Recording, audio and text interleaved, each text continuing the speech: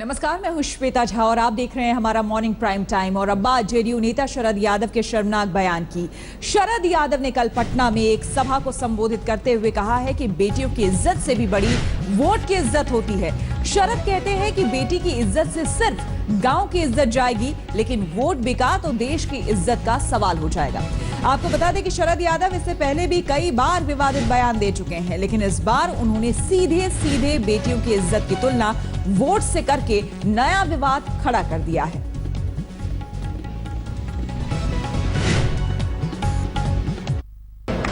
ये बेटी की इज्जत से भी वोट की इज्जत बड़ी है। बेटी की इज्जत जाएगी तो गांव मोहल्ले की इज्जत जाएगी, और वोट एक बार बिक गया, एक बार गड़बड़ हो गया तो इलाके की, देश की, सूबे की इज्जत और आबरू और आने वाला सपना पूरा नहीं होगा। और इस वक्त हमारे साथ जुड़ गए हैं अजय आलोक, जेडीयू नेता। अजय जी, क्या कहेंगे इस बयान पर? देखिए, ऐसा है कि जिस कंटेक्स्ट में ये बयान दिया गया था उस कंटेक्स्ट को आप रेलेवेंट नहीं बता रहे हैं। ये भी भारतीय लोकतंत्र के लिए एक बड़ा दुर्भाग्यपूर्ण चीज है, क्योंकि आज देश में चंद पूंजीपतियों के द्वारा सारे वोट की और सारे लोकतंत्र की इधर से उधर हेरा फेरी की जा रही है। उस पर वो ध्यान आकृष्ट कर रहे हैं। अजय जी, लेकिन किसी भी कंटेक्स्ट में आप बेटियों की इज्जत की तुलना कैसे कर सकते हैं किसी चीज से? आप बात सुनिए, उस पर बात नहीं करके एक एनालॉगी को उठा के, और ये एनालॉगी कोई पहली बार शरद जी ने नहीं कहा है। अगर आप इतिहास के पन्नों में देखें तो जयप्रकाश नारायण जी से लेके राम मनोहर लोहिया जी से लेके बाबा साहब अम्बेडकर से लेके माननीय काशीराम के स्टेटमेंट, माननीय बहन जी के स्टेटमेंट, मायावती जी के, अजय जी सीधे सीधे क्या शरद यादव ने जो बयान दिया है उसका आप समर्थन करते हैं? ये कोई शरद समर्थन या विरोध करने की बात ही नहीं है। किस कंटेक्स्ट में बात की जा रही है उस कंटेक्स्ट में बात करनी चाहिए ना। नहीं, आप सही ठहरा रहे हैं ना उनके बयान को, हम बस इतना जानना चाहते हैं।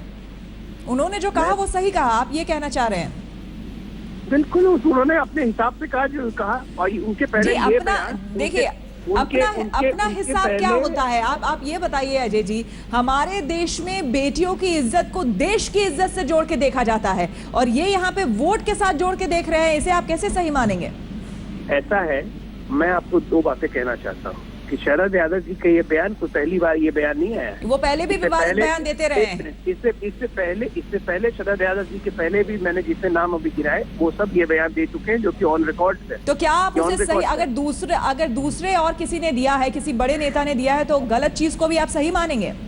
मैं इसको गलत मान ही नहीं रहा हूँ। पहली यानी कि आप समर्थन कर रहे हैं। हम बस यही जानना चाह रहे हैं आपसे कि आप समर्थन कर रहे हैं शरद यादव ने जो बयान दिया है।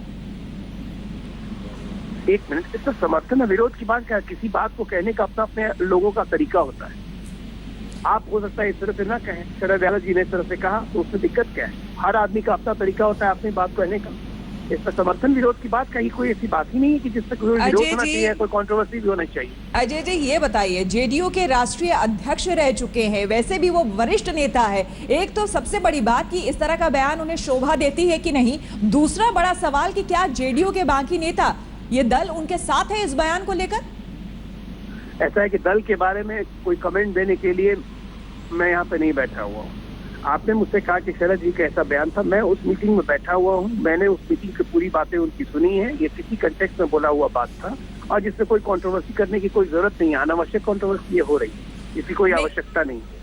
शरद जी का अपना बात कहने का नहीं, आप चूंकि पार्टी के प्रवक्ता हैं, तो जाहिर सी बात है कि पार्टी क्या सोचती है, क्या विचार रखते हैं, वो आपसे ही सवाल किए जाएंगे। ऐसे में इसलिए हमने आपसे पूछा है कि शरद यादव ने जो बयान दिया है, क्या आप उस बयान का समर्थन करते हैं और पार्टी करती है कि नहीं? लोकतंत्र में अर्थतंत्र जो हावी हो रहा है उसको दूर करने की जरूरत पे उनका जोर था।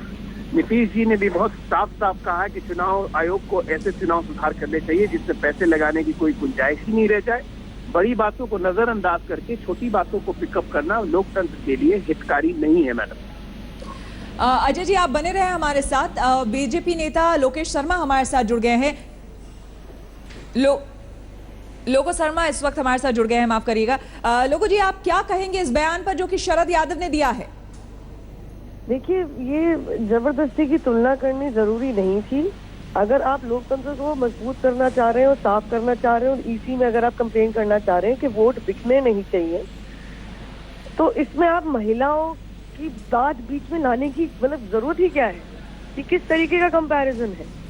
आपने इस तुलना को करके आपने महिलाओं के खिलाफ बढ़ते क्राइम्स को, महिलाओं के बढ़ते बलात्कारों को आपने बहुत ही मतलब अननेसेसरीली आपने स्मॉल कर दिया है। आपने जबरदस्ती उसको इतनी छोटी बात बना दी है कि ये एक सीनियर नेता के लिए, एक रिस्पॉन्सिबल नेता के लिए ये बिल्कुल शोभा नहीं देता है। और मेरे हिसाब से शरद जी को ये जरा जान के खुशी होगी या दुख होगा, मुझे नहीं पता, कि इंटरनेशनली देश विदेश में इस चीज की ज्यादा न्यूज बनती है, इस चीज की ज्यादा खबरें बनती हैं कि किसका कहाँ बलात्कार हो रहा है। वोट खरीद और बेच की न्यूज आजकल इतनी बनती नहीं है, तो ये जबरदस्ती की तुलना करने की जरूरत क्या थी? और माफी चाहती हूँ अगर किसी लड़की का, किसी महिला का बलात्कार होता है, उसके साथ मार पिटाई होती है, उसका उसका उसका यौन शोषण होता है, उसका मर्डर होता है, उसका खून होता है, तो पूरे देश के लिए बदनामी की बात है ये। बिल्कुल नुपुर जी, गली मोहल्ले के बदनामी की बात नहीं है। बिल्कुल नुपुर जी, आपका और अजय जी, आप दोनों का बहुत बहुत शुक्रिया हमारे साथ जुड़ने के लिए।